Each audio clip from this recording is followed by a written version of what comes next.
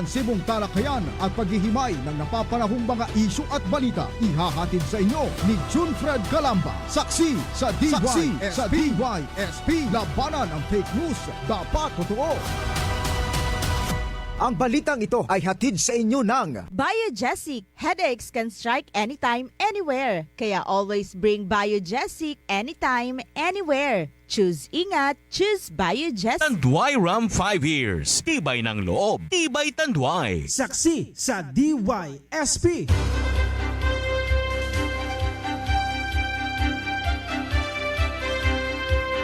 Magandang umaga, Pilipinas! Magandang umaga, lungsod ng Puerto Princesa. Good morning, lalawigan ng Palawan!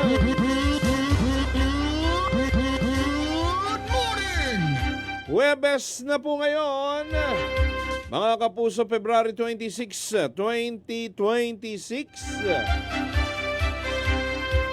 Samahan niyo po kami hanggang alas 10 ng umaga. Welcome po sa ating pagtatanghal ng palatuntunang Saksi sa DYSP. Saksi sa DYSP. Saksi sa DYSP.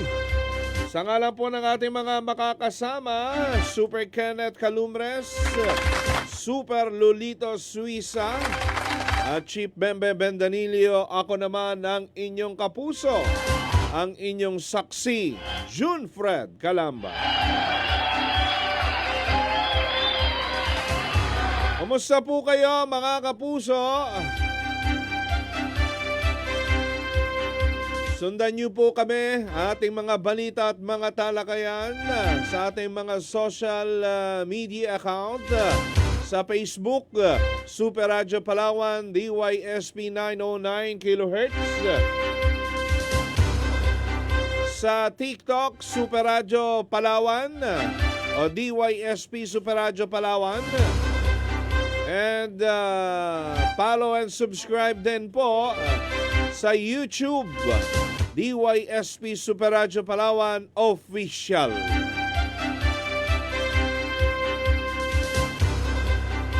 Ano man ang inyong mga pinagkakaabalahan sa inyong mga tahanan ngayon, samahan niyo po kami hanggang alas 10 ng umaga. Hayaan niyo lang nakabukas ang inyong mga radyo dyan.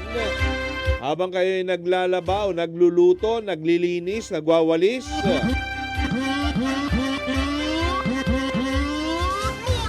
Ganon din sa mga opisina, iba't ibang mga tanggapan ng ating gobyerno ng pamahalaan.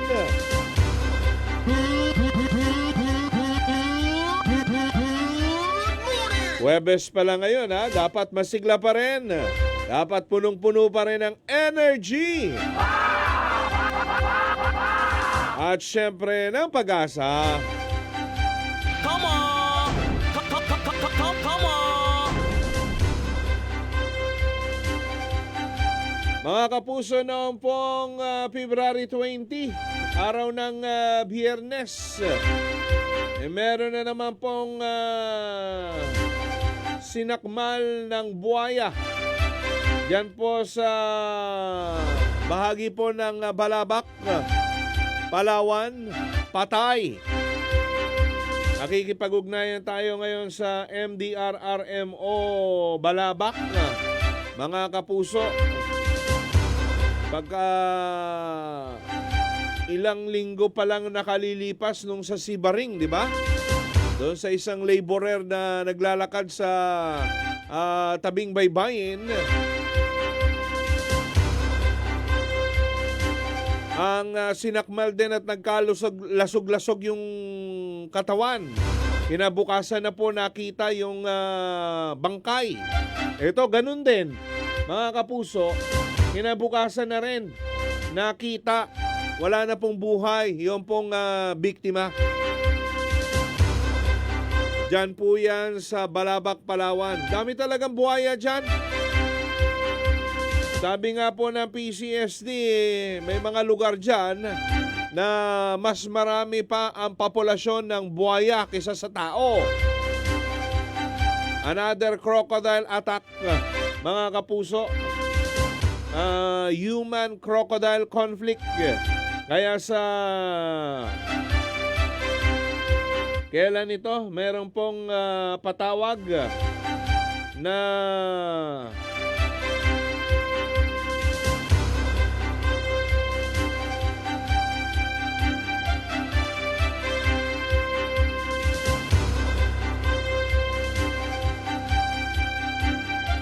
meron pong patawag ang PCSD na isa pong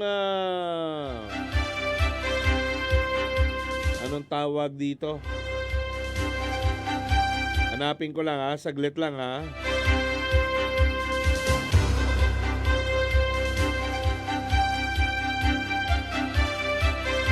Capacity building on human-crocodile conflict. Ito ay sa susunod na linggo, March 5, sa Huwebes, mga kapuso. Yan po sa Training Institute ng PCSD sa Irawan, kung saan haharap sa mga hanay ng media itong Crocodilos Porosus Philippine Incorporated, Davao base ito. Cooperation po ng PCSD at DNR PWRCC. Napapadalas po ang human-crocodile conflict at meron pong mga nasasawi sa mga ganitong pangyayari. At ito nga ang pinakahuli, nito lang February 20. Noong pong nakarang araw po ng Biyernes, meron na namang namatay dyan po sa Balabac. Mamaya, makikipag-ugnayan tayo sa PCSD at DNR. Mukhang kailangan na ng rekomendasyon.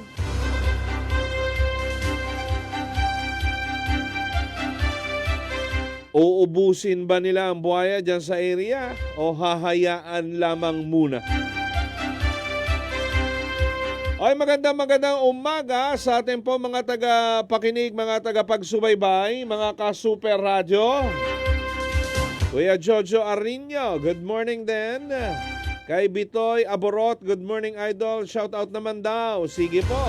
Sa kanya mga kaibigan na sina Judy Ann Pawa, Bernabe Maat Solidad Pawa ng Libis Road dyan sa Barangay San Pedro. Magandang umaga po. Si Kadelpin Aniscal, good morning din.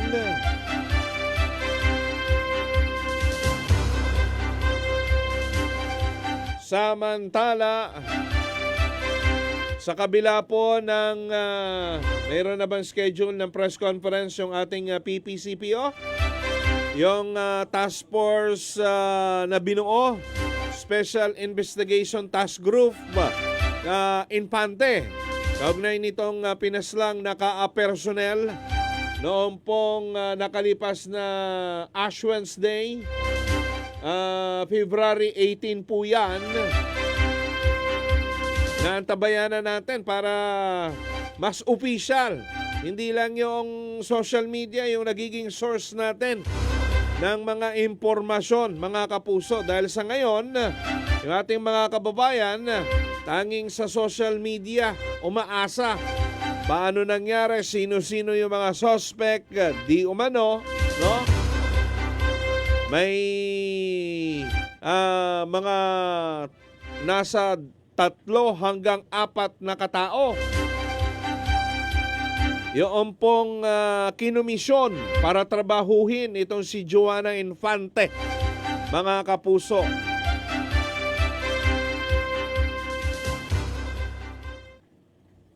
Ang balitang ito ay inihatid sa inyo ng Biogesic. Headaches can strike anytime, anywhere. Kaya always bring Biogesic anytime, anywhere. Choose ingat, choose Biogesic. Ang balitang ito ay inihatid sa inyo ng Tanduay Ram 5 Years. Tibay ng loob. Tibay Tanduay.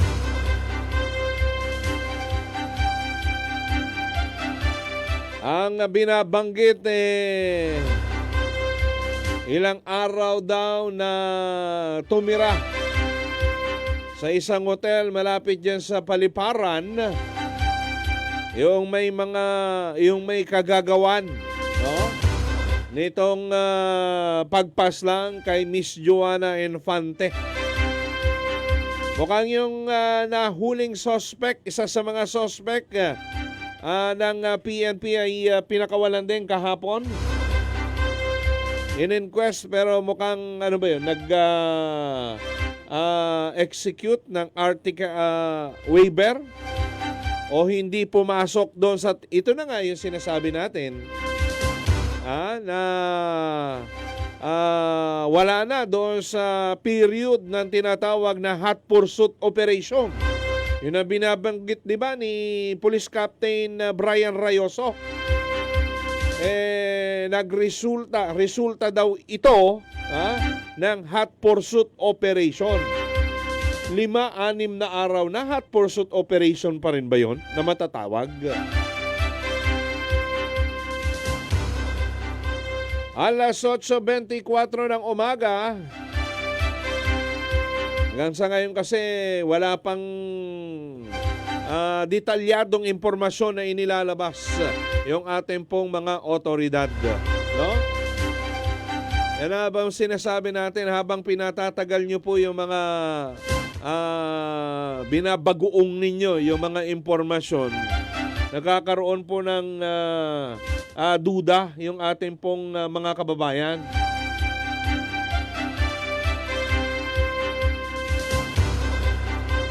Baka hindi pa kayo sigurado, no, doon sa mga impormasyon or ebidensyang hawak po ninyo. Baka lugaw pa yan, no? Kumbaga sa sinaing, hindi pa lutong-luto.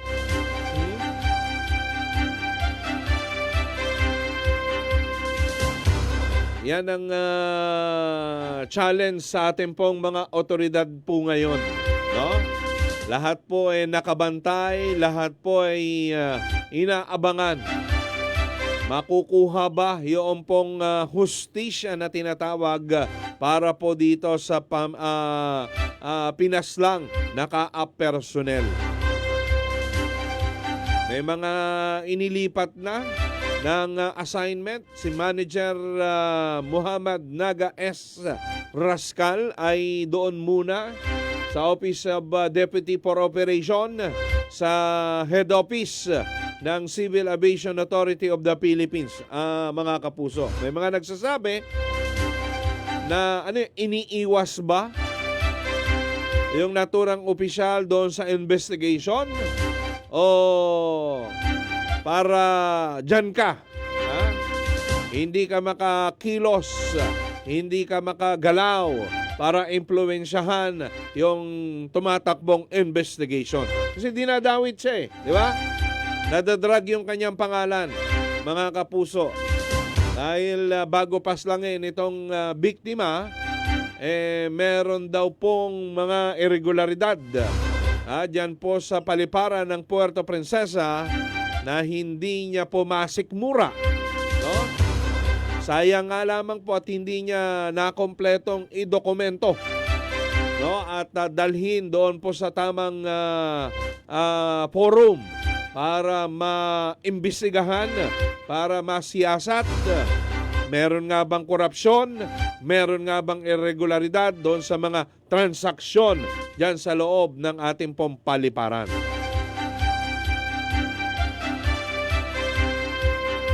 Matibay kayang motibo ito para pagplanuhan, paslangin ito pong biktima, mga kapuso? Alas 8:27 ng umaga, paki-dial mo si Captain Brian Rayoso, no? Malaman lang natin na update. Wala pa kasi yung press con Ewan ko kung pinadadalo nila. Kung sino mga dadalo at ang tagal-tagal. May balita tayo. Nandito daw si RD, si Regional Director ng PNP Mimaropa. Badua, no? General Badua. Mga kapuso, kaya siguro meron tayong mga napapansin. Ganyan naman eh. Pag may official sila dito na dumating, ikita ninyo maraming pulis po sa lansangan. Diba? Marami pong mga nakapwesto na tauhan ng PNP kung saan-saan, mga kapuso. May kinalaman ba sa kasong ito yung pagbisita ng ating pong kung dito nga siya, Regional Director ng PNP Mimaropa. Na-check mo ba? Nandito nga? Ha? At iba naman yun, sinisekreto pa nila. Ha? Ma'am Angelita Nabella Cadiena, good morning din po sa inyo. Ay, sa DepEd Palawan, naabangan po natin yung inyo pong ilalabas na official statement. Paano kayo nag-come up doon po sa 300 athletes na inyo pong ipadadala sa Mimaropa Raamit sa March, March 8 ang simula, mga kapuso, yan sa Sablayan sa Occidental Mindoro.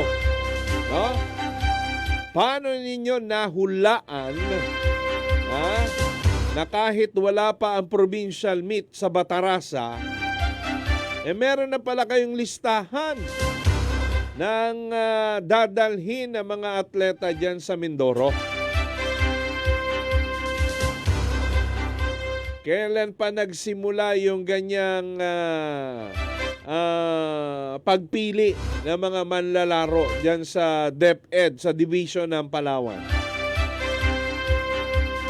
Dismayado yung mga athletes, coaches, mga kapuso,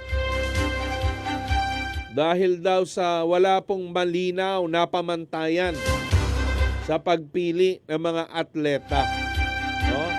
Parang tuloy gusto kong maniwala doon sa isang reaksyon ng ating kabayan na, di ba, sports, sa Tagalog, palakasan.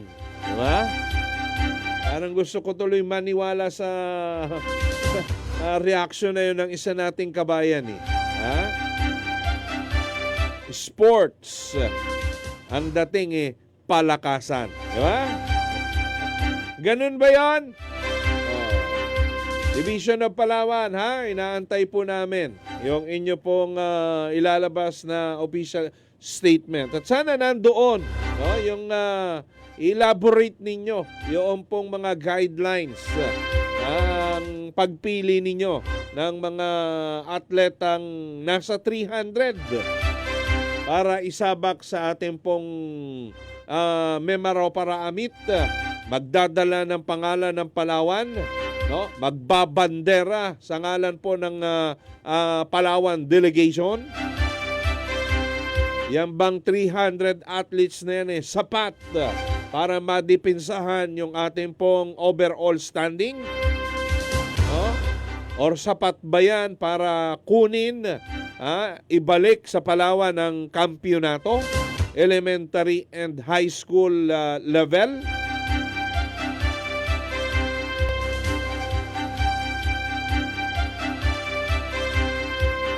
Balik tayo mga kapuso, 8:37 ng umaga. Kausapin muna natin ang Municipal Disaster Risk Reduction Management Officer ng Balabac, si Ginoong Chan Alsad. Sir Chan, magandang umaga po. Si June Fred Calamba po ito sa GMA Palawan. Yes, Sir June. Magandang umaga. Magandang umaga sa ating mga tagapakinig. Yes, sir. Kumpirmahin natin itong pinakabagong insidente sa inyo pong lugar ng human crocodile conflict at crocodile attack noong pong February 20, although noong nakaraang Biyernes pa. Sir, saan nangyari yes, ito? sir. Kumpirmado po ba ito, Sir Chan? Yes, sir. Mga 4:30 in the afternoon noong February 20, nakareceive po tayo ng tawag mula kay Kapitan Carman Condes, Oho. ang punong barangay ng Barangay Agutayan. Na Agutayan. sinasabi niya na meron na namang panibagong victim. Mm-mm. Biktima ng crocodile. Oo. Ito po ay nagangalang Jasmine Anopin. Okay. Ito Babae? pong si Jasmine Anopin. Babae, lalaki sir? po ito. Lalaki. Jasmine. Opo, ito pong si Jasmine Anopin. Mm-mm. Siya po ay barangay Tanod Tanod ng nasabing barangay. Opo. Agutayan. Sir, yung Agutayan, ano yan? Isla? Or gaano kalayo yan doon sa huling pangyayari na Barangay Sibaring, sir?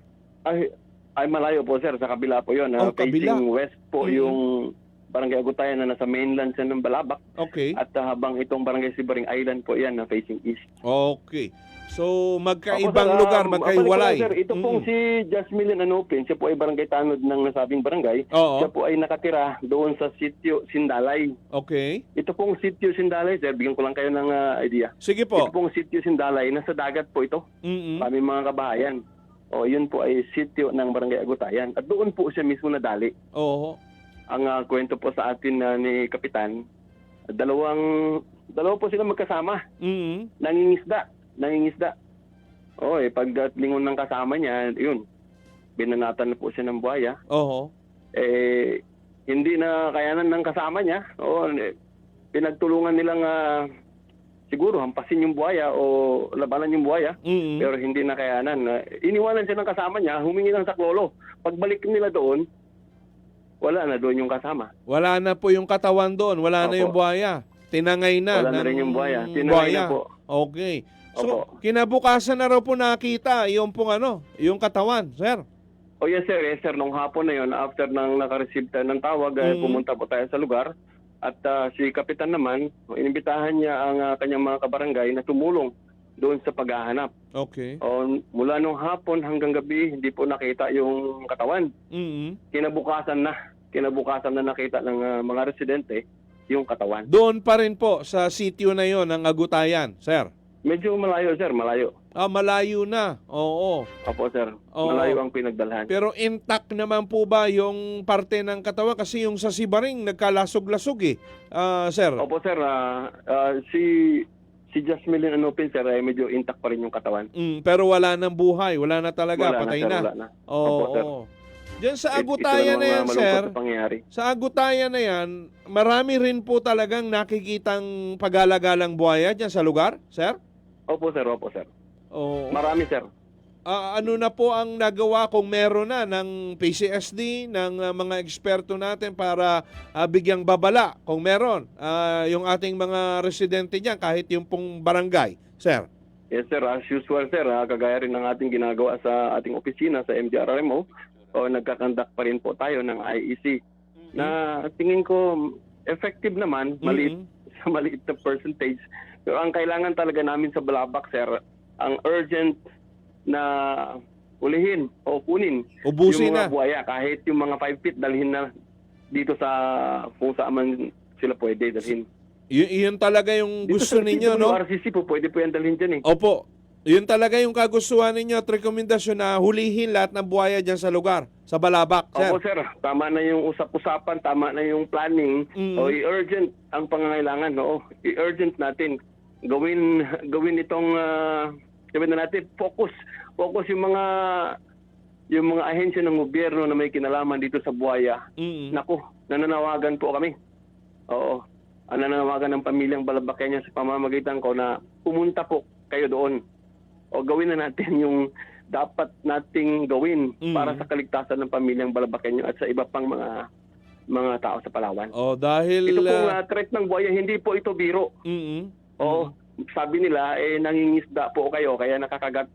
Nakasanayan na po namin yung pangingisda mula pagkabata. Wala pang mga ganyan eh. Anak buhay, di ba? Opo. Kaya kampante sila pumunta sa mga ganong lugar sapagkat wala silang napapansin na ganyan noon pa. Kung meron maliliit. Oo. At bigyan ko na rin ng idea, Sir Jun, ng ating mga kababayan. Ito pong mga buhaya na dumarating sa Balabac, hindi po ito yung mismong lumaki sa Balabac. Opo. Base sa pag-aaral, Saan Oo, galing ang ito? DNA, kumuha sila ng DNA sample ng mga nahuling buhaya. Oho. Ito po ay galing sa ibang bansa. Malaysia, marahil. Yes po. Diyan sa may galing po ito Borneo. Sa ibang bansa, nagkaroon ng mass migration yung mga buhaya siguro dahil sa na-distract o nasira Mm-mm. ang kanilang mga habitat doon sa Malaysia dahil sa talamak na tanbarking. Mm-mm. Kaya lumipat, Opo, Sir Jun. nag-migrate dito sa atin. Diyan, sa Balabac, Opo, malapit. mass migration talaga. Mm-mm. Nako. Mm.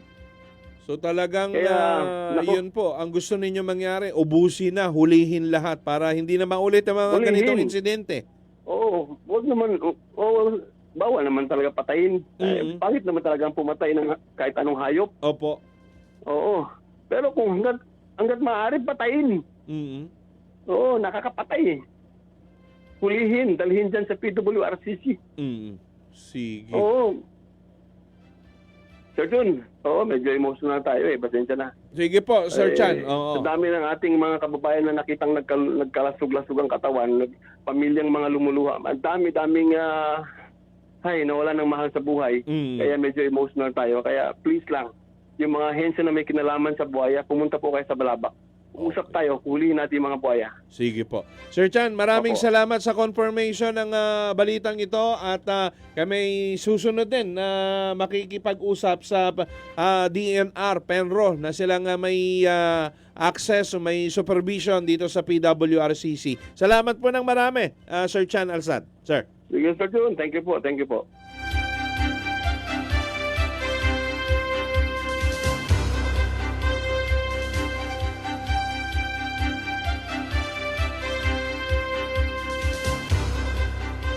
Ang balitang ito ay inihatid sa inyo ng Ang balitang ito ay hatid sa inyo ng Rexidol Forte. Mas bilis banat sa apat. Tanduay Light, gaan ng may kasama.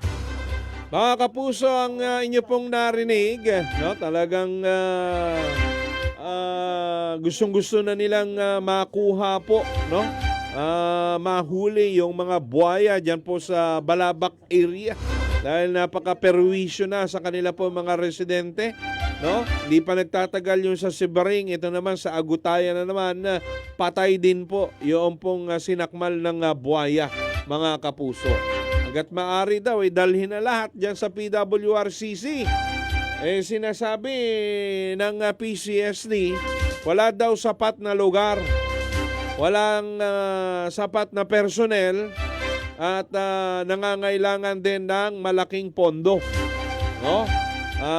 Para i-sustain kung yan ay huhulihin lahat, no? At baka magkandagutom yung buhaya kung dadalhin lahat dyan sa may pasilidad ng PWRCC natin. Usapin natin anong naiisip dito ng DNR, mga kapuso, dahil yun po ang inaantay ng PCSD, ang magiging recommendation ng mga eksperto mula sa Palawan Wildlife Rescue and Refuge Center, PWRCC. Rescue Conservation Center. Yun. Okay? Kausap natin si Penro. Sabi ko, susunod natin siya kay MDRRMO Chan Alsad. No? Si Penro Saldi Kayatok. No? Malaman natin, may naabuo na po bang mga mekanismo, plano, yung pong DNR at PWRCC sa problemang ito, pinoproblemang ito ng mga residente dyan po sa Balabac, Palawan. Tayo nga, maliit na buhaya pa lang dito sa Barangay Siksikan, di ba? Naalarma na. Yun pa kaya na may isang lugar dyan sa Balabac, yung populasyon ng buhaya nasa mahigit 2,000. Mas marami pa yung buhaya doon sa taong nakatira doon sa sitio na yon, sa lugar na yon. Ikaw ba maninirahan pa doon? Kenneth? Iilan lang ang kapitbahay mo? Mas marami pa sa inyo? Outnumbered kayo ng buhaya?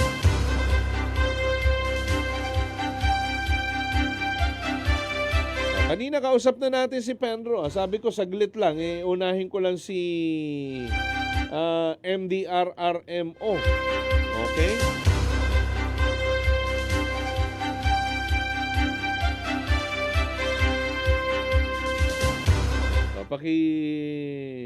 Kawawa ang biktima, oh. Sa ulo pala yung tama eh. Ha?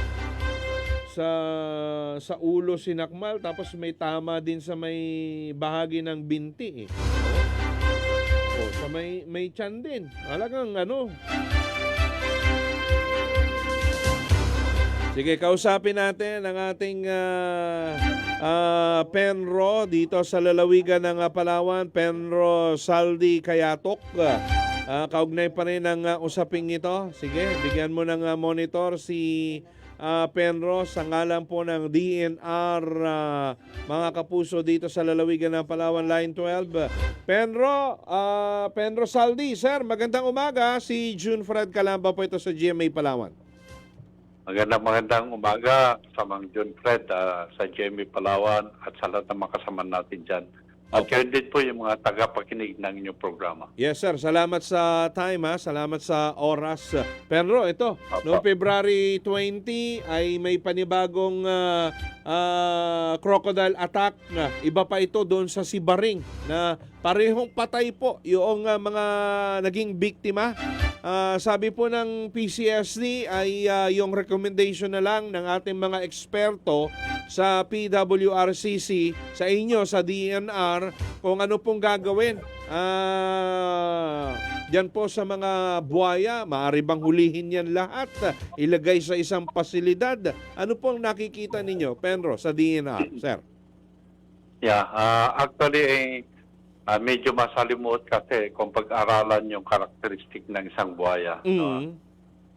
Halimbawa sa isang ilog lang, kung may mga buhaya doon, kasi yung buhaya ay territorial yan. Uh-huh. Kung halimbawa papasukin mo, talagang lalaban, agresibo. Okay. So kung sa isang ilog, kung tatanggal tayo ng mga residente na buhaya na nakapwesto dyan, ang tendency yan, lalaki yung kapitbahay na buhaya. So, ganun po yun. No? Kaya, mayroon po tayong human-crocodile conflict na sinusunod at may mga basehan tayo kung paano i-extract yung isang buhaya. Pero sa mga ganyan kasi, ngayon, panahon ngayon po, kasi kasamang June Fred, ay ito po yung mating season nila. No? So, pag mating season, agresibo talaga yung mga buhaya. Mm-hmm. And then, per report ng expertise ng Crocodile Porosus the Philippines, sinasabi niya nung attendance namin sa Sangguniang Panlalawigan na increasing na po yung mga crocodile numbers natin dyan sa southern part of Palawan. At ang may mga observation sila na yung pag-increase yan, bukod sa lumaki na yung mga maliliit, may mga pressure pa na coming from nearby countries, diba, yung Sabah, Malaysia na i-push yung iba papunta dito sa atin, no? Including Tawi-Tawi. Kasi sinasabi nila na wala na silang na kukuhang informasyon na may mga sightings doon. No?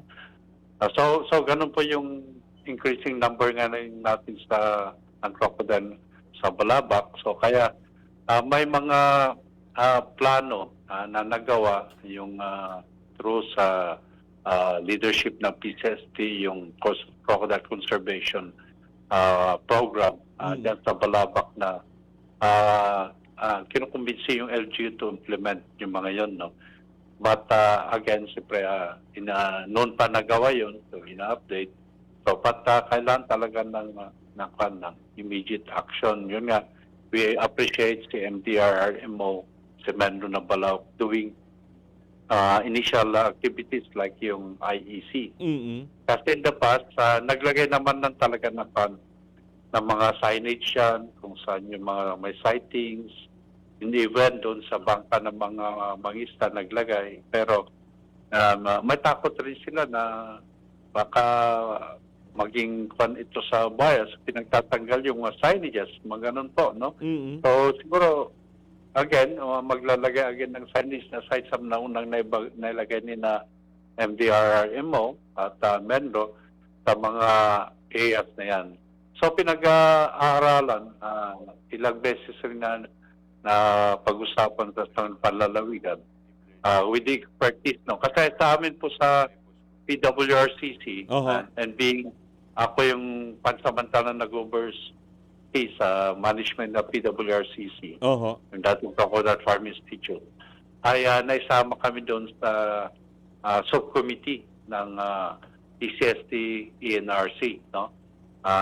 Nailagay tayo doon, pero siyempre we respect yung dito sa Palawan kasi implementation ng Wildlife Conservation Act ay yung PCSD. So yun po yung naging involvement natin, and then yung mga pag-trap, pag-extract remain doon sa PWRCC, mga personnel natin dyan na matagal na rin na may experience. Kaya kung after yung assessment ng team doon sa South at needing na i-extract tulad yung ginawa natin nakaraan, ay pupunta uli yung personnel natin sa PWRCC to extend yung extraction activities, surveillance. Kasi sa ngayon, kasamang Jumped, tulad yung nakaraan hindi talaga nakuha po yung nakuha natin dyan. Ayun na yung problem crocodile. So again, kailangan rin natin ng tulong ng mga komunidad para maibigay yung informasyon. Kasi kung maglagay tayo ng pain, the fact na marami ng nag-iikot no? Kasi siyempre yung male crocodile, hahanap rin ng female yan, no? Some sort of dot. Aside dun sa pagkain nila. Kaya this season talaga medyo critical na sana yung mga kababayan natin medyo mag-off muna dun sa mga areas namin nakikita ng crocodile. No? Kasi hindi naman pwedeng huli natin lahat yan. Saan naman natin lalagay. So ang mga parang initial action dyan, kung saan yung may mga sightings na nakakaroon ng problema, yun po yung mga isosurveillance at extract. No? So yun po yung medyo critical na mga action na kailangan natin pag-aralan. Kasi yung crocodile kasi sa ngayon ay ang conservation status niya for PCSD is endangered, no? Sa DNR naman, critically endangered. So, hindi naman natin pwedeng patayin lahat yan, no? Because of that, may Wildlife Act natin. So, pinag-aaralan kung halimbawa, ito ba ay pwedeng i-downgrade yung conservation status. So, ito ay pag-usapan dun sa council, no? Kung paano, para makakita tayo, paano ba natin gawin, i-harvest ba natin, or kasi yun po yung alarming numbers na ngayon. And so, well, of course, kasamang John Fred, kung marami talaga, kahit mga tao, no, marami talaga sa isang area, at considering that crocodile is a territorial, yung characteristic nila, yung mga hindi makapwesto sa isang lugar, lalabas yan, no? Hahanap ng area. So, then magkakaroon silang encounter. Kasi competition of space and food na yan Marami. Hanap ng fun. So, magkaroon ng chance na magka-encounter talaga sa tao. No? Some sort of those. Okay. So, wala pong chance, Penro, yung rekomendasyon sana ng LGU, ng Balabac, na hulihin na natin lahat yan kasi talagang perwisyo na, alarming na para sa kanilang mga residente, or ilagay na lang dyan sa PWRCC. Kung ilalagay dyan, kakayanin ba, sir, ng pasilidad, ng personnel, ng pondo na meron tayo, Penro? Yan po yung problema. No? Kasi as early as mga 1987 hanggang 90s, 92 ganyan. Nagkaroon naman ng pagkuha, no? Nagkuha ng mga stock diyan sa southern part nung hindi pa ganyan karami yung crocodile. And then nilagay sa PWRCC, no. At yun ang nagkaroon ng captive breeding doon. No? So, sa ngayon kasi, kung assuming na halimbawa, aalisin o babawasan yung mga buhaya dyan, ang problema po namin dyan sa PWRCC ay yung pen yung kulungan. No? Mm-mm. Kasi pag from the wild, imimix natin doon sa nandyan na na-breed, talagang magkakaroon ng fighting yan. Mag-aaway-away din. Mag-away talaga. Kasi Mm. iba yung nandyan na maliit sila tapos lumaki, grupo sila. So, parang tao rin na nagkakapalagayan ng so, pero pag lagyan natin ng Galing sa ng labas. makwan, galing sa labas, talang may fighting at pwedeng magkainan sila. Kaya yung mga nakukuha natin dyan, nakaseparate Isolated. sila po ng kulungan. Isolated. Opo. Mm. Oo, naka-isolate po sila kasi inoobserbahan yung attitude niya, Yung behavior. Oo. Opo. Kung siguro pa kung halimbawa magkaroon ng additional pens diyan, possible naman at support na pondo kasi kasamang June grade, minimal rin po yung mga naging pondo natin diyan, no. It's good only for the crocodile diyan at yung other wildlife. So mga ganun. Opo. Yun. So, yun nga, pero maganda yung binabanggit ninyo na baka po pwede nang i-downgrade kasi kung sinasabing endangered or critically endangered, hindi ganun karami yung kanilang bilang dyan sa South. Considering na may isang lugar na mas marami pa yung kanilang bilang kaysa doon sa nakatirang tao sa isang sitio or isang lugar dyan sa Balabac, for example, Penro, sir. Opo, sa ngayon kasi aside sa mga increasing number ng crocodiles, yung itong saltwater crocodile, nag-increase yung number rin ng population ng tao. Okay. No? So, yun ang kaya ang nangyari, ang possibility is nag-encroach na rin doon sa mga areas supposedly for the wildlife, for the crocodiles. No? Ang ganon. And then, ang usual, of course, the culture is yung karamihan gusto doon sa dagat, no? Dictated by the culture, kung ano yung inabutan nila, mas palagi silang nakatira doon sa tabi ng dagat. Na supposedly, pagsama ganyan, ay kasama rin kasi sa dinidisseminate ng pwede with the NGO na umakyat na, no? They will leave those areas na may mga sightings or may mga presence ng mga crocodiles. So, yun po sana yung ningirin natin sa LGU na for the meantime na titignan natin kung kasi pwede naman na extract yung mga babawasan yan like what the Crocodile Farming Institute, PWRCC na ngayon, na ginawa noon. Pero noon kasi, less than 1,000 pa yung population. Okay. No? Kahit na mo kasi yan, may matitira pa rin at matitira. No? Hindi naman lahat. No? So yun ang titignan na pag-usapan with the subcommittee ng Crocodile Conservation under sa NRC kung possible. Pero ang maging problema namin sa PWRC is yung paglalagyan. No, kung siguro way forward din namin na hindi na mag-additional na construction na pen. So, possible na mag-request kami kung mabibigyan kami ng fund or through sa kung saan maging source natin. Pwede naman mag-construct ng additional pen ang tawag doon sa yung pinaglalagyan ng buhaya. Okay. Sige po.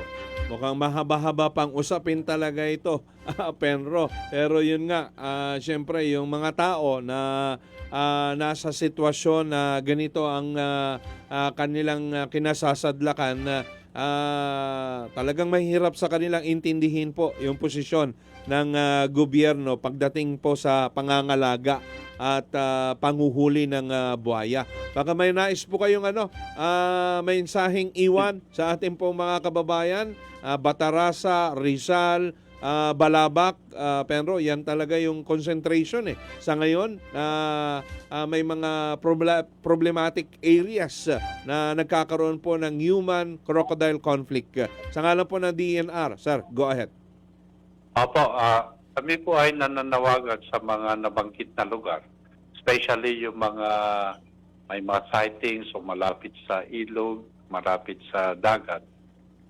pansamantala po ay mag-relocate tayo. No? Iwasan natin mga lugar. Kasi sa ngayon po na panahon, ito po yung mating season. No? Pag mating season po talaga ay mga male crocodile, naghahanap talaga ng maging partner yan. No? And then, isipin natin na palagi na yung crocodile, agresibo po yan. No? Talagang lumalaban aside sa pagharap ng pagkain. So, yun muna ang natin na gawin, and then nag-usap rin kami sa barangay na masabihan yung mga kabarangay natin, and then makapaglista ko sa yung mga sightings para pag halimbawa i-struck natin uli yan, ay mapupuntirya natin yung problem crocodile na hindi yung other crocodile ang nakukuha natin. Kaya alam mo yung kasama John Fred, pinapainan rin yan ng kanyan ng karne ng kambing. Nakakaya para ngayon kung may ibang kakagat dyan na hindi yun ang nahirapan. Kaya kailangan din namin ng impormasyon. Kaso ang hirap nun, Penro, hindi tulad ng tao na iba-iba yung itsura natin. Kaya kung may krimen, po pwedeng sabihin ng saksi na yan, yung pumatay. Pero sa buhaya, magkakamukha yan isang mukha lang ng buhaya paano natin huhulihin yung talagang salarin na may kagagawa ng pag-atake doon sa mga reported conflict sa mga areas na ito, Penro. Yun din yung challenge, yung mahirap talaga na bagay. Opo, kaya hopefully matapos yung assessment ng team na nakadispatch sa area na pinapangunan ng PCSD LGU, at may bigay yung information sa atin para makabuo rin tayo ng team dito sa PWRCC together with them para ma-extract. So, kailangan po namin ng information sa community para ma-extract po natin yung problem crocodile na yan. Okay. So, mag-ingat po tayo ngayon. Sabi ko nga, mating season, aggressive ang mga crocodiles. So, may polisiya po yan. So, yan po yung tama kasamang John Fred na medyo mahirap may paliwanag rin sa kanila. No? So, ang ultimate na inisip nila, tanggalin lahat po yan. So, tayo naman po hindi na nagtitigil ng coordination, and then we are guided by the PCSD sa mga ganyan po. Okay. Penro, maraming salamat sa oras. Magandang umaga po sa inyo dyan sa DNR. Maraming salamat po kasamang John Fred, at nagpapasalamat kami at nakipagbigay kami ng konting informasyon. Mabuhay po kayo. Ating pong Penro Saldi Kayatok, DNR Palawan. Thank you very much, sir. Oras po natin, 5 minuto na makalipas ang 9:00 ng umaga.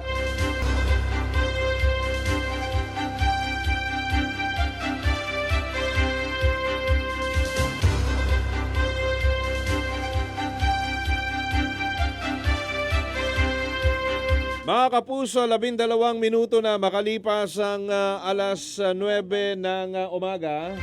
San Manuel, Ken. Where we belong.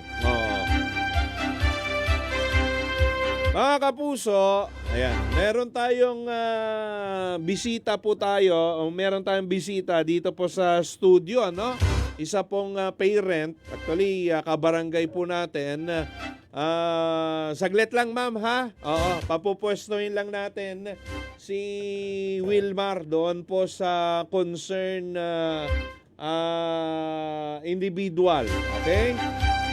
Nakikipag-ugnayan din tayo sa pamunuan ng barangay, ano, para ma-monitor din nila. And then may contact din tayo kina Ma'am Babes Moises. Siyang may hawak ng programa nitong daycare sa lungsod ng Puerto Princesa. Ito ay patungkol, isang concern ng ating bisita. Nanay po ito, parent, no? Dahil doon sa may pangyayari between child development worker at doon sa kanyang anak. Okay? Yung dito sa una. Ma'am, yung dito lang sa unahan namin, ano? Yun dyan lang po. Oo. Yung dito lang sa Solid Road. Oo. Tarabidan. Oo. Pinapupuntahan na rin natin kay Wilmar para na sa ganon doon sa sige. Pamonitor mo na lang kay Kap kung libre siya, no? Oo. Sa kabila pala, sa kabila. Oo. Sige.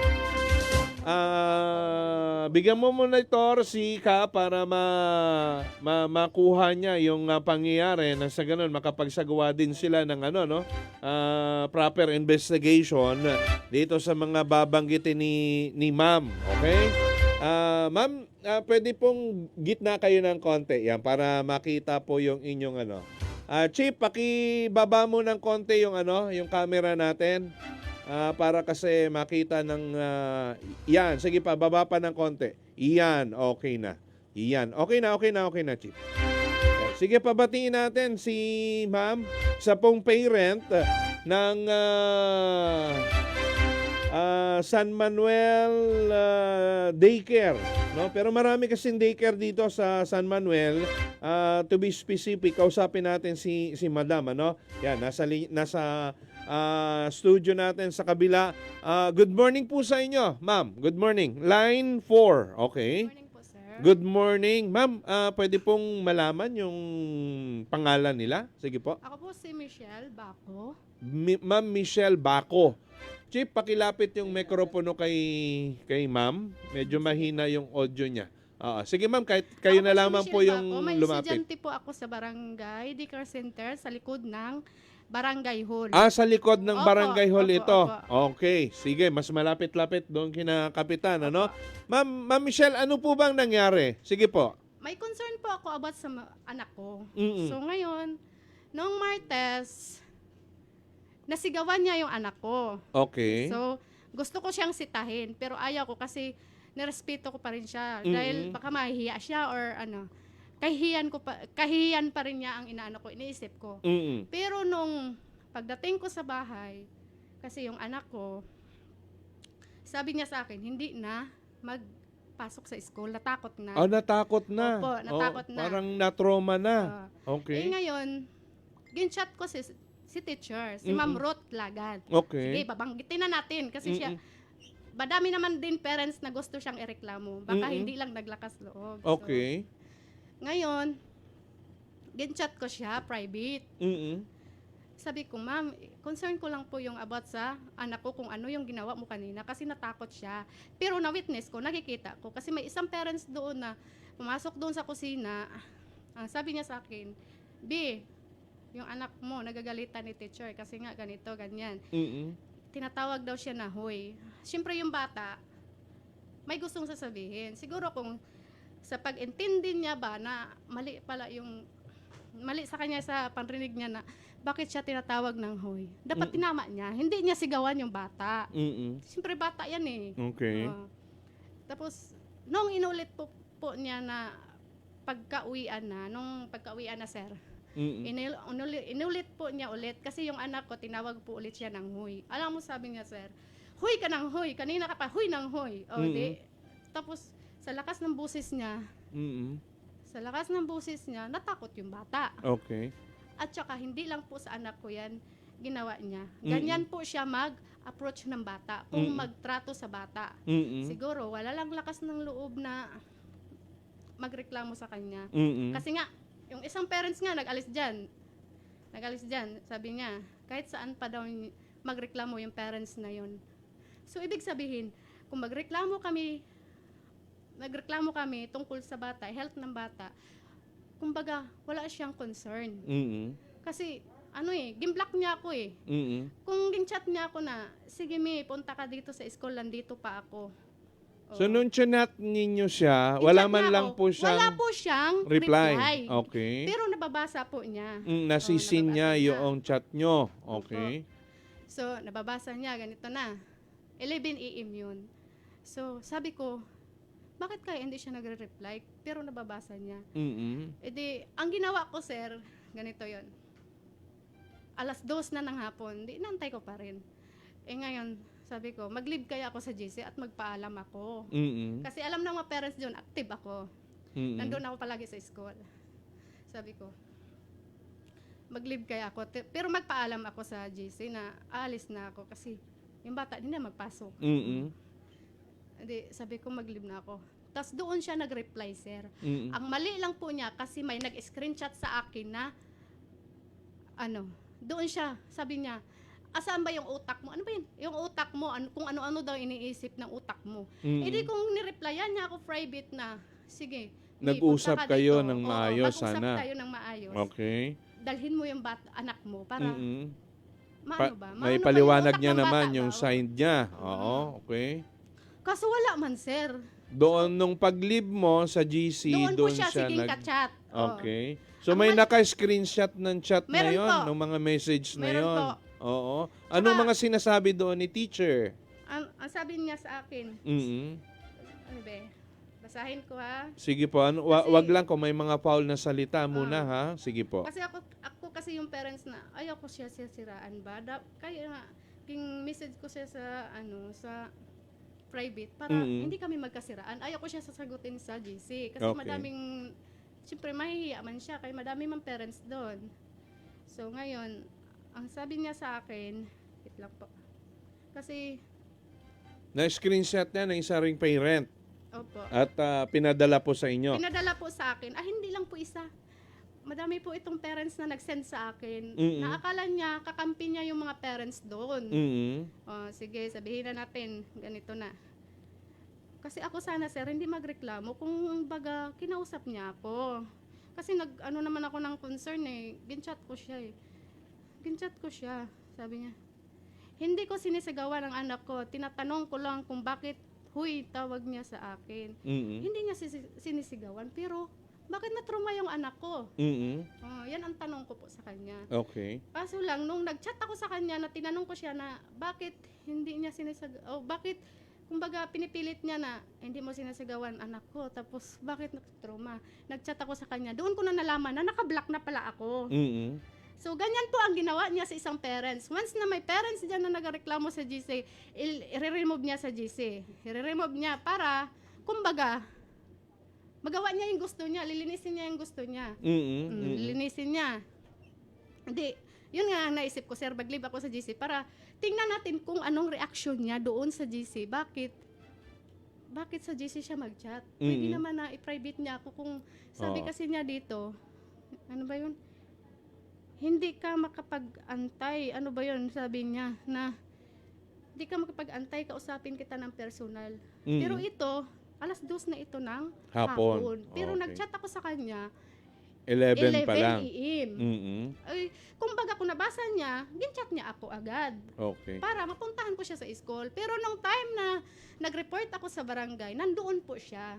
Ang sabi ko sa tanod, So pinarating nyo na rin po Opo, pala pinarating ko na po. sa Wala barangay. wala lang po na nagbigay ng schedule. So naka-schedule na kayong pagharapin. Hindi po nagbigay ng schedule yung barangay. Ang sabi Oo. po sa akin, sabi niya, tatawagan ako. Di, kahapon inaantay ko. Sabi ko parang wala naman action yung barangay or baka nabisi ba yung barangay. Kasi ang naalaman ko doon, sir, may record na po pala si ma'am. So ma'am, yung anak ninyo ngayon hindi na po pumapasok talaga. Hindi na po. Kasi Magmula natakot po na noon, siya. natakot na at nagsabi sa inyo na ayaw niya nang pumasok. Opo, ayaw Mga na. ilang araw na siya pong hindi pumapasok. Kahapon, di ba, sir, may pasok po? Opo. Kahapon wala, at saka ngayon po. Hanggang ngayon. Oo. Okay. Pero pang tanungin ako, yung anak ko, hindi yan pala absent. Kasi active yan siya doon. Okay. Natakot lang sa teacher. Ito lang talaga na Opo. nangyari yon. Maliban doon sa pagsigaw-sigaw sa kanya, Napalo po siya. napalo siya. Opo, Saan kasi- po siya pinalo, ma'am? Ganito yan, kwento ko. Sige po. Last year, October, sige, ganun sabi. October, napalo po siya. Pero hinahayaan ko lang kasi nakita ko naman sa bata, makulit siya, para ba matuto. Okay. Pero nung time na yun na pinalo niya, di ba dapat mali yun? Pero namamalo ba talaga si namamalo teacher? po siya, Oo. tinatakot niya. Ano pong pinapapalo? Yung Manila paper po, Saan niya pinalo? sa paa. Malakas po? Umiyak po ba yung bata? Hindi po, hindi. Kasi parang tinatakot lang niya yung bata. Okay. Pero dapat teacher siya, hindi niya ginaganon po ang bata. Kasi matakot yan Ano na lang ang pagkaintindi ng bata, di ba?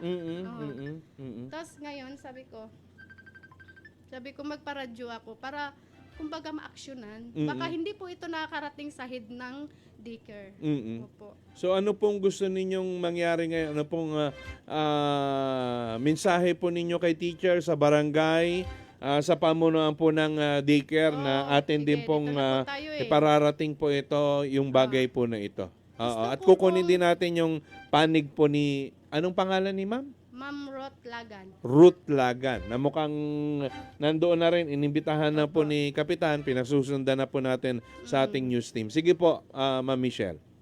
Gusto ko pang bakit nagawa niya sa mga bata? Ipaliwanag. Okay. Tapos, may gusto pa ba kayong ipanawagan sa barangay na anong gagawin sa kanya or disciplinary action? Sige po. Mhm. Siguro po nasa edad na po niya yun. Mhm. Kasi pinipilit po niya na hindi niya sinasagawan ang bata.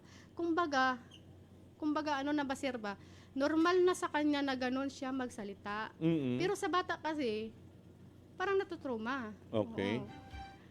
Ang akin lang ba, bakit siguro magpahinga na lang po siya kung di na niya kaya i-handle yung ugali ng bata. Kasi normal sa bata na ganyang edad, Mhm. makulit talaga yan. Okay. Opo, makulit talaga yan. Pero wag niyang takutin sa pamalo, paninigaw, or kahit po kami mga parents ginaganyan niya. Mhm.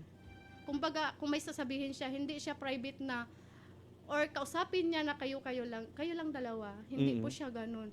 Talagang pagsisitahin ka niya, sige, basta na lang magsita, kahit madaming tao. Mhm. Dapat hindi po siya ganun. So Kasi parang teacher siya eh. parang namamahiya Oo, si ma'am, opo, ganun po opo. ba? Parang Dating? nasakali na lang po yung mga parents na gaganunin niya, or Mhm. dapat hindi po siya ganun, sir eh. Dapat hindi po siya ganyan makikitungo sa parents, or lalo na sa bata. Kasi Magmula bata po ba yan noon eh. talagang hindi na kayo nagkausap, ma'am? Hindi na po. Hindi na? Eh, dapat kasi sir, kung gusto niya ako kasapin, kasi late na nagsabi siya eh, na napaalam ko na sa GC na sabi ko na mag-leave na ako dito, hindi na papasok. Pero 2:00 na yun ng hapon. Mhm. Kasi ang sabi, tapos doon na po siya nagsabi na, hindi ka makakaantay, kausapin naman kita ng personal. Pero bakit sir, nung time na yun ng 11 AM, hindi siya nag-chat sa akin. Naantayin mo lang, Oo, ganito, kasi mag-usap or tayo. magpunta o ako doon. kung ganun Kasi sana, taga San maintindihan Manuel nyo lang po pa. ako eh. Mhm. Dapat na ganyan siya, na hindi na kami magkahiya. Hindi na siya hindi ko na siya mapahiya doon sa GC. Sige. Kumbaga kami lang dalawa nakakaalam. Nakakaalam. Okay. Sige po, Ma'am Michelle, saglit lang ha. Nandiyan pa ba si Kapitan? Nasa linya pa ba natin? Monitor niya ba yung mga kinukwento ni Ma'am? Sige, saglit lang ha, mga kapuso. Balitang ito ay inihatid sa inyo ng Tanduay Ram 5 years. Tibay ng loob. Tibay Tanduay. Biogesic. Headaches can strike anytime, anywhere. Kaya always bring Biogesic anytime, anywhere. Choose ingat, choose Biogesic. Okay mga kapuso, 9:27 ng umaga. Yan, sa linya natin, si Punong Barangay Hiren Lagrada, no? Ng Barangay San Manuel na silang may supervision dito sa pinatutungkulan na Child Development Worker ng San Manuel, si Ma'am Ruth Lagan. Diba? Ma'am Michelle. Sige po, nasa line, anong line si Cap? Line 10? Line 12. Kapiren, sir, magandang umaga. Kap? Good morning, Sir John Fred. Good morning. Mayag natin para kanitong tanan sa tanan nga para matidadi. Thank you, Kap, to the rescue at agarang pagsagot ng aming tawag at concern kasi ito ng isang magulang na nagpapaaral ng kanyang anak dyan po sa ating daycare center malapit lang sa barangay hall na kung saan nasigaw-sigawan yata yung bata at na-trauma. At ngayon ayaw na pong pumasok ayon dito sa kanyang nanay na si Ma'am Michelle. Narinig niyo po ba, Kap, yung complainant natin?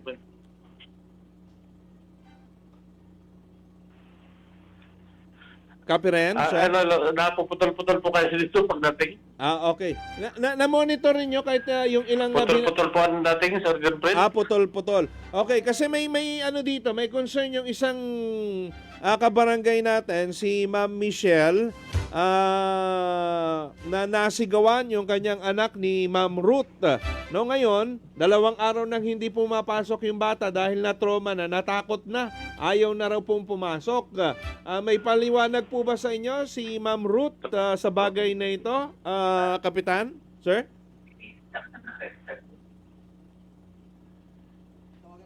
Tawagan mo na lang, Kenneth. Oo, nagpuputol-putol daw yung ating signal para makapagbigay naman ng panig dito yung barangay at kung ano yung po pwedeng aksyon, ano?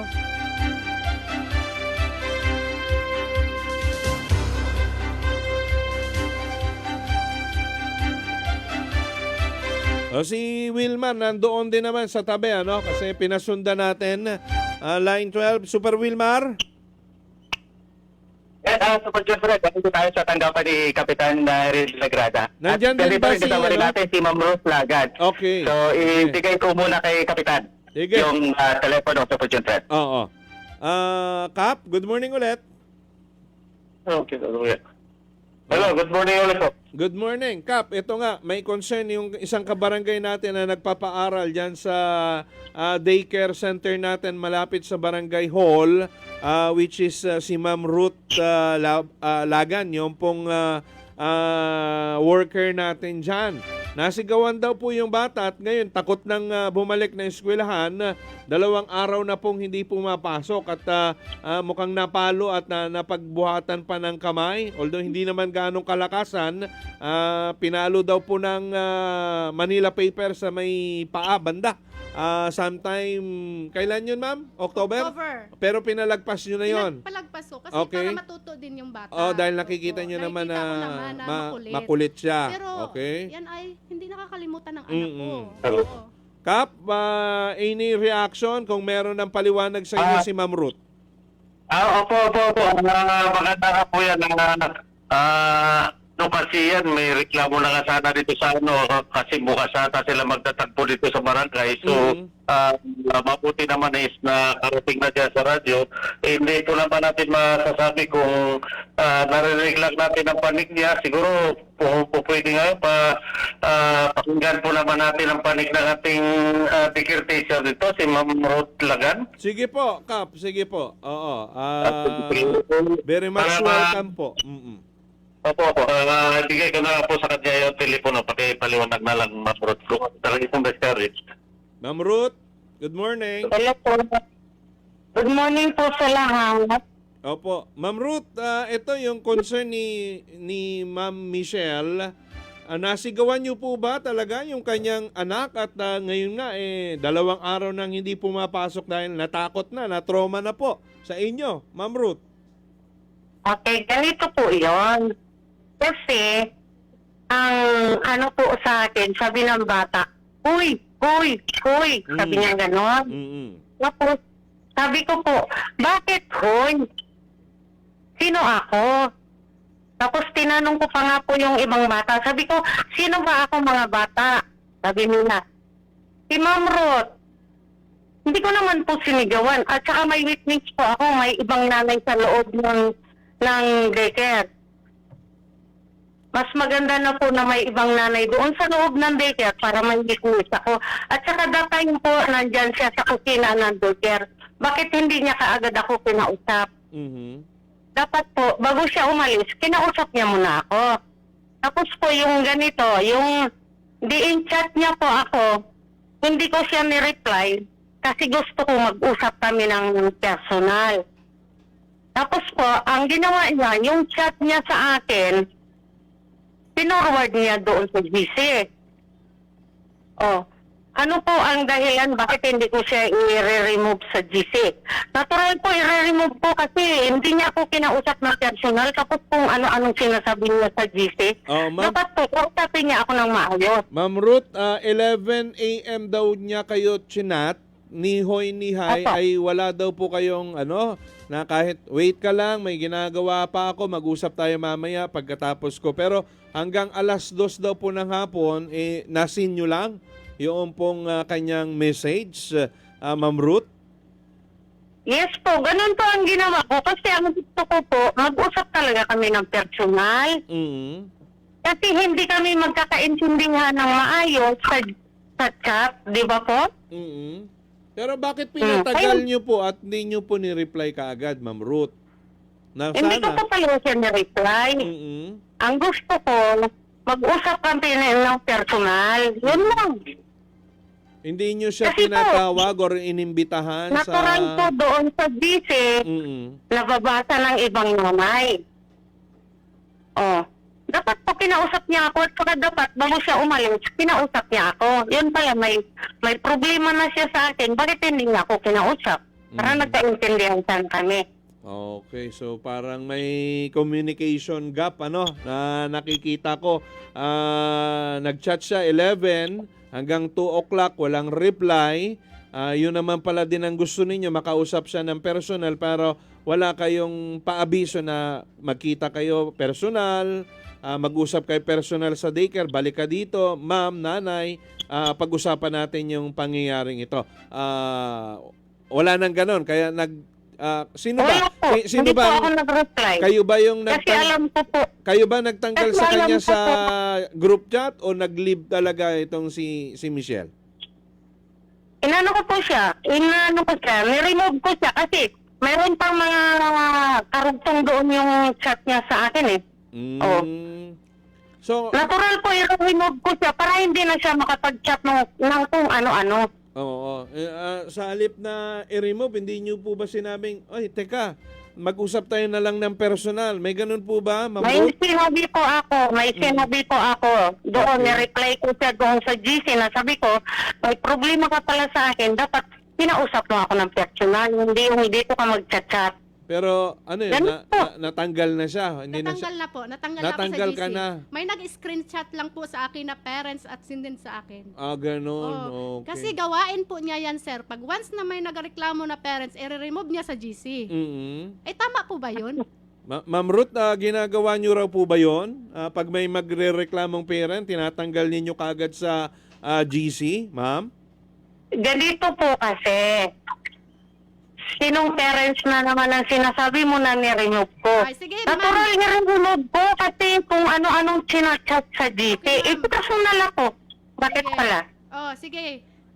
Sabihin na natin yung mama ni Jabez kahapon, sinugod ka dyan.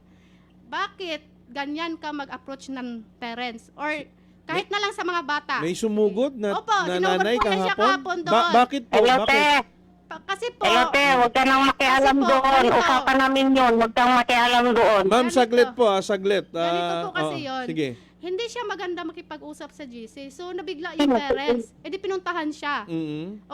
Yung parents na yun kasi hindi rin basta-basta. Wag siya magganon kasi parents yan doon ng estudyante niya. Wag niyang ganon. Di pinuntahan siya doon. Na-high blood yung parents na yun. Kasi gawain po niya yan, i-remove niya sa GC, tapos tsaka siya mag-chat ng chat kung ano-ano doon. Ma'am Ruth, may pangyayari bang ganon kahapon? Ang alin po? May pangyayaring ganon na may sumugod na parent kahapon at galit din po? Kasi po, pumunta siya rito, bumalik siya kasi yung kanyang hipag ang nagsundo at hindi raw ako nag-announce na walang pasok. Okay. Yan po, ganun. Bakit ganyan ka po makipagtungo sa mga parents, ma'am? Dapat po kung may reklamo yung parents dyan sa GC, dapat sagutin niyo po ng maayos. Huwag niyo po i-remove. Kumbaga, hindi po kayo magkakaroon ng problema. Kaso lang, okay lang sa parents na ganyanin mo. Pero sa mga bata na witness ko mismo, kasi palagi tayo nagkasama dyan sa GC, o sa loob ng room, wag mo wag mo sisigaw-sigawan at wag mong takutin sa Manila paper yung mga bata. Ay, naku, te. Bata yan. At saka hindi mo karapatan na magganyan sa mga bata kasi ang karapatan mo dyan sa school, turuan lang. Para sa next school year, hindi matakot yung bata Okay. pumasok. Ma'am, ganito na lang para naman sa kahinahunan ng pag-uusap. Willing po ba kayong magharap ni Ma'am Ruth, no? With punong barangay Hiren Lagrada. Opo, kasi Mag-set tayo ng isang araw kasi ako naman ay may contact din sa humahawak ng programa sa city, para ma-patch up kung anong may problema, Kasi anong mayroon mang problema, ganito po no? kasi yun, sir. Sige. nag-report po ako nung Martes ng hapon. Nandoon po yan si ma'am. Okay. Pinatawag, sabi ko sa tanod, tawagin mo na lang si ma'am kasi para hindi Mag-usap na kayo? Mag-usap po kami. Okay. Ang sabi po na sa akin, yung tanod na yun, schedule daw po. I-schedule. Pero Okay. wala pong sinabi na araw or date. Kung kailan. Ang sabi lang sa akin, tatawagan po ako. Okay. Sabi ko, So, nainip na kayo na Nainip wala ako. ka lang natanggap na tawag. para mainit-init pa sa akin yung ginawa niya sa anak ko. Kasi Pumunta na total, kayo dito. na-trauma na din naman. Mm-mm. At hindi lang sa anak ko yan ginawa niya. May screenshot ako, isang parents din na umalis dyan. Mm-mm. Dahil na-trauma po ang bata sa kanya. Okay. Sige, siguro kung ano man ay yung mga pangyayaring yan, maipatawag na kabuuan ng mga parents, Opo. Dyan Gusto sa ko po center yung na yan. nanggaling sa mga parents kung Mm-mm. ano pong klase si ma'am at sa Oo. mga bata. Bakit natatakot yung mga bata Ganun na pumasok? lang. Mag-set na lang muna tayo, Opo. ma'am? Tingnan natin kung kaya bukas, Friday, or next week. Magsiset tayo ng schedule with the officials ng daycare. At nandyan din sigurado, papabor sa rekomendasyon natin, I'm sure, si Kap Heren. Kap, okay po ba yung ganon? Mag-set tayo ng isang araw, pagharap-harapin natin yung mga magulang, si teacher, tapos with the representative kung anong cluster ang nakakasakop dito sa San Manuel Child Development Worker natin. Kapiren, sir, para hindi na humaba, tayo humaba at madrag pa yung isa't isa sa radyo. Ito, binigyang daan namin dahil si ma'am talagang sumugod na dito. For transparency din, nandyan po si Wilmar para kunin kaagad yung pong side ninyo, side ni Ma'am Ruth. Kap, mas okay po ba yon? Actually po, Sir Jufred, yan po ay si Ma'am Michelle nakapag-file na po ng invitation nata dito sa barangay. Okay. So bukas po ang schedule niyan. Bukas. Para patapon pinagdalawa. Sige. Sa report po sa barangay. Sige po, ako na lang din mag-i-invite kay Ma'am Babes or kung sinong cluster head ng San Manuel para witness po kung hindi man makatulong sa pag-aayos ng bagay po na ito.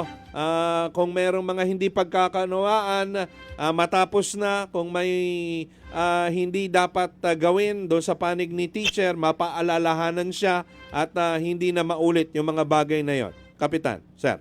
Oo nga po, napakaganda po yan kasi dapat lang dito sa atin dito ay isitil lang natin yung mga ganyang mga usatin para marinig natin ang bawat panig sa kanila. Kung ano may pagkakamali, siyempre hindi pangako na hindi ulit. Kung sino yung kamali, siya yung mga rin na hindi na maulit yung mga gano'ng sitwasyon.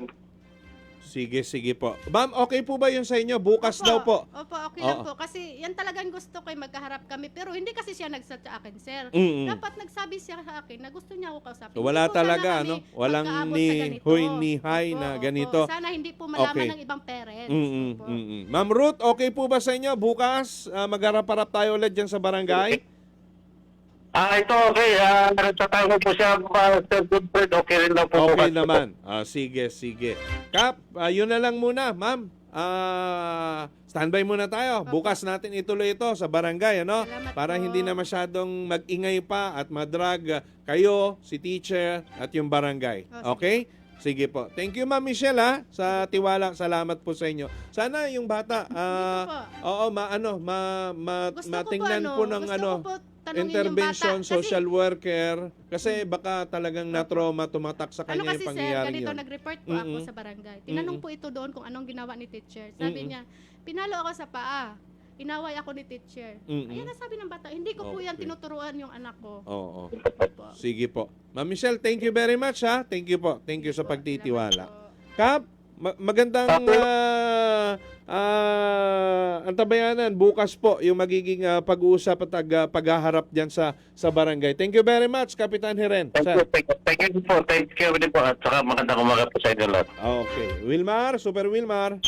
Sa June Fred, si Kapitan Hirin Lagrado at yung kanina ay si Ma'am Rose Lagan, yung self-developed worker dito sa daycare center dito sa likod lang itong barangay hall ng Salvador. Okay.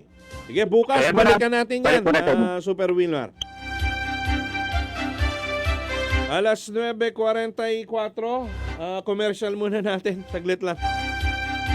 Ang balitang ito ay inihatid sa inyo ng This News is brought to you by RH Super, ang shot ng tropa. Biogesic. Headaches can strike anytime, anywhere. Kaya always bring Biogesic anytime, anywhere. Choose ingat, choose Biogesic. Sabi ni Fatima, nako, hindi totoo na nagtanong siya sa mga bata na kung sino ako. Tsaka hindi talaga yan maayos makipag-usap. May kulang pa dyan sa kwento dyan, ma'am. Bakit ayaw mo sabihin lahat? Tingnan na lang natin tomorrow. No? Makikipag-ugnayan tayo kina Ma'am Babes Moises. Pagkakaalam ko sila pa rin, ano? Sinong cluster head dito sa San Manuel. No? Para makadalo sila doon sa paghaharap bukas. Mas maganda, isahan na lang. Patawag pati yung mga magulang ng ibang bata. No? Ayan, itong mga nagko-comment dito sa atin, no? At least mapag-usapan na, no? Kung ano yung mga problema kay teacher at napapansin nilang kung sumosobra na ba ito, no? Doon sa kanyang pag-uugali, no? Ang yun yung problema mga kapuso, no? Pinutol na natin para naman doon na lang sa barangay pag-usapan ng maayos, no? At kasi dito sa radyo pangit pakinggan na nagsasagutan pa, no? Guro at magulang, mga kapuso. Antabayanan na susunod na palatuntun. Dami pa tayong ipapasok na balita sana, no? Si Congressman Jose Chavez Alvarez, no? Bukas na lang daw. Kasi isa yung pangalan niya. Kunan sana natin ang reaksyon doon po sa pagkakabanggit ng kanyang pangalan na isa rin sa mga nabahaginan daw ng male-maletang pera. Nung 18 ba yun? Na mga ex-Marines nagpa-presscon, mga kapuso. Kaugnay pa rin ito. Pinag-uusapan. Galing daw yung kay Saldico limpak-limpak na mga salapi, mga kapuso. No? Sige, sa mga susunod natin pong pagtatanghal ng programang Saksi sa DYSP. Susunod na programang Bakbakan sa Super Radio ni Super May Ul. Sa ngalan po ni Super Kenneth Calumbres, Super Lulito Suiza at Chief Bembe Bendanillo. Ako naman ang inyong kapuso, ang inyong saksi sa DYSP, June Fred Calamba. Iwan po sa inyo na isang magandang umaga. Mga kapuso, labanan ng fake news. Dapat totoo.